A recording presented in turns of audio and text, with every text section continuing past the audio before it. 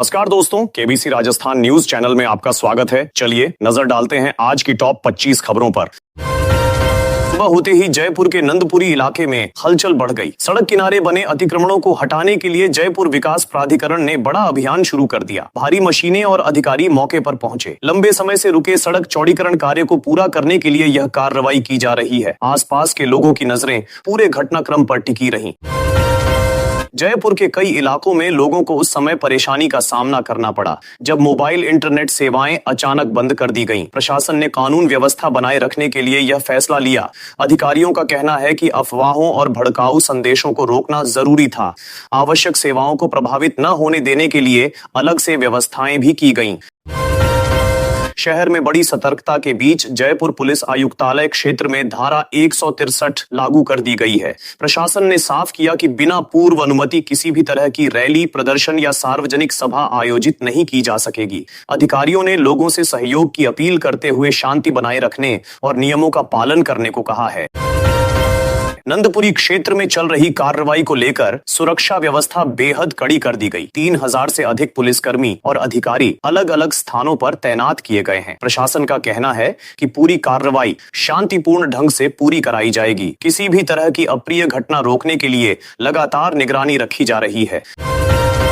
जिस सड़क पर रोजाना भारी यातायात का दबाव रहता है, उसे अब पहले से कहीं अधिक चौड़ा बनाने की तैयारी है। करीब 1.5 किलोमीटर लंबे मार्ग को 25 से 30 फीट से बढ़ाकर 80 फीट तक विकसित करने की योजना पर काम शुरू हो गया है। अधिकारियों का मानना है कि इससे ट्रैफिक जाम की समस्या काफी हद तक कम होगी। राजस्थान की राजनीति में एक पुरानी घटना फिर चर्चा में आ गई है। पूर्व मुख्यमंत्री अशोक गहलोत ने सितंबर 2022 की घटनाओं पर प्रतिक्रिया देते हुए कहा कि उसे विद्रोह कहना सही नहीं होगा। उनके अनुसार वह कांग्रेस का आंतरिक मामला था। इस बयान के बाद राजनीतिक गलियारों में नई बहस शुरू हो गई है।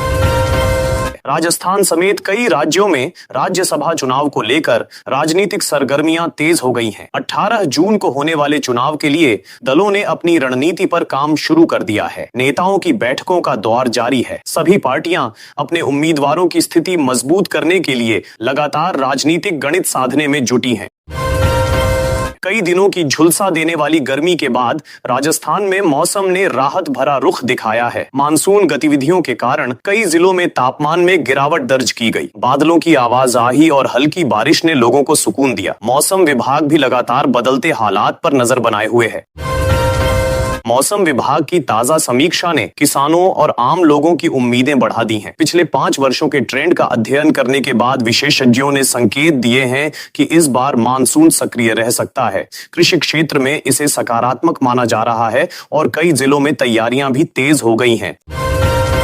इस बार नौतपा का असर अलग ही देखने को मिला। पहले भीषण गर्मी ने लोगों को परेशान किया, फिर अचानक बारिश और ओलावृष्टि ने मौसम का मिजाज बदल दिया। कई क्षेत्रों में तापमान तेजी से नीचे आया। मौसम विशेषज्ञों का कहना है कि इस बदलाव ने पूरे प्रदेश में चर्चा का विषय बना दिया है। खैरथल जिले से सामने आए एक मामले ने लोगों को चौंका दिया। एक व्यक्ति को तंत्र मंत्र के जरिए रुपए दोगुने करने का लालच दिया गया और उससे लाखों रुपए ठग लिए गए। पुलिस में शिकायत दर्ज होने के बाद जांच शुरू कर दी गई है। अधिकारियों ने लोगों से ऐसे झांसों से सावधान रहने की अपील की है। धौलपुर में शराब के खिलाफ एक महिला का अनोखा विरोध प्रदर्शन लोगों के बीच चर्चा का विषय बन गया। महिला ने अपने तरीके से शराबबंदी की मांग उठाई और स्थानीय लोगों का ध्यान इस मुद्दे की ओर खींचा। इलाके में इस विरोध को लेकर तरह तरह की प्रतिक्रियाएं देखने को मिल रही हैं। श्रीगंगानगर के युवा क्रिकेटर मानव सुथार ने राजस्थान के खेल जगत को बड़ी खुशी दी है। उन्हें भारतीय टेस्ट टीम में जगह मिली है। खास बात यह है कि लंबे अंतराल के बाद राजस्थान का कोई खिलाड़ी टेस्ट टीम तक पहुंचा है। क्रिकेट प्रेमियों के बीच इस उपलब्धि को लेकर खास उत्साह देखा जा रहा है।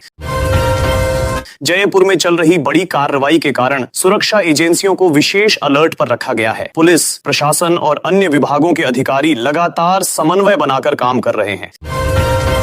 राजस्थान में मानसून की दस्तक का इंतजार जारी है। मौसम विभाग के अनुसार प्रदेश में मानसून के आगे बढ़ने के लिए अनुकूल परिस्थितियां बन रही हैं। कई जिलों में प्री मानसून गतिविधियां बढ़ी हैं। किसानों और आम लोगों को उम्मीद है कि जल्द ही नियमित वर्षा शुरू होगी, जिससे गर्मी और जल संकट से राहत मिलेगी।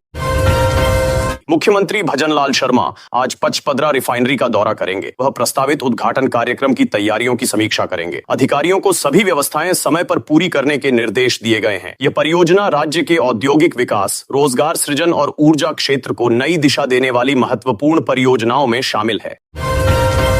जयपुर में पेट्रोल में एथेनॉल मिश्रण यानी E20 के विरोध में पशुपालकों ने अनोखा प्रदर्शन किया। उन्होंने M20 दूध का फॉर्मूला प्रस्तुत कर केंद्र सरकार के फैसले पर सवाल उठाए। पशुपालकों का कहना है कि यदि पेट्रोल में मिश्रण संभव है तो दूध में भी इसी तर्क का प्रयोग किया जा सकता है। राजस्थान ATS ने जासूसी गतिविधियों के खिलाफ बड़ी कार्रवाई करते हुए शान नामक व्यक्ति को गिरफ्तार किया है। आरोप है कि वह पाकिस्तान को संवेदनशील सूचनाएं उपलब्ध कराने में शामिल था। सुरक्षा एजेंसियां उससे पूछताछ कर रही हैं और उसके सभी संपर्कों तथा गतिविधियों की विस्तृत जांच जारी है। राजस्थान से जुड़े एक मामले में बिहार के युवक को गिरफ्तार किया गया है। जांच एजेंसियों के अनुसार वह पाकिस्तान स्थित हैंडलर शहजाद को राज्य की खुफिया जानकारियां साझा कर रहा था। सुरक्षा एजेंसियां नेटवर्क के अन्य सदस्यों की तलाश में जुटी हैं और मामले को राष्ट्रीय सुरक्षा से जोड़कर देखा जा रहा है। अलवर और कोटा में कोचिंग संस्थानों के खिलाफ प्रशासन की सख्त कार्रवाई जारी है। नियमों का पालन नहीं करने वाले कई संस्थानों को सीज किया गया है। प्रशासन का कहना है कि विद्यार्थियों की सुरक्षा और निर्धारित मानकों का पालन सुनिश्चित करना प्राथमिकता है तथा आगे भी जांच अभियान जारी रहेगा। प्रधानमंत्री नरेंद्र मोदी आज आकाशवाणी पर अपने लोकप्रिय मासिक कार्यक्रम मन की बात के 135वें एपिसोड को संबोधित करेंगे। कार्यक्रम में विभिन्न सामाजिक विषयों, जनभागीदारी, नवाचार और देश भर की प्रेरणादायक कहानियों का उल्लेख किए जाने की संभावना है। लाखों श्रोता रेडियो और डिजिटल माध्यमों से इसे सुनेंगे।